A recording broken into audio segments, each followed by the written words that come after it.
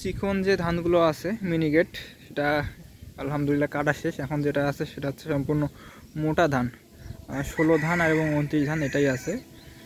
এটাও পেকে গেছে, এখন কাটা হবে ইনশাল্লাহ, ঈদের আগে সব কিছু শেষ হবে। কিন্তু আবহাওয়ার কারণে আর কি কেটে ঘরে তোলা যাচ্ছে না, কারণ তুললে তো হবে না, এটা শুকাতে হবে।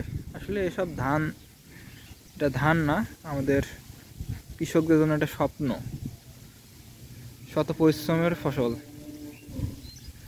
অনেক ঘাম ঝরানোর পর এই ফসলটা ঘরে আসে, কত রোদ বৃষ্টি উপেক্ষা করে কাজ করে ফসলের যত্ন নেওয়ার পরেই এই ফসলটা আসে।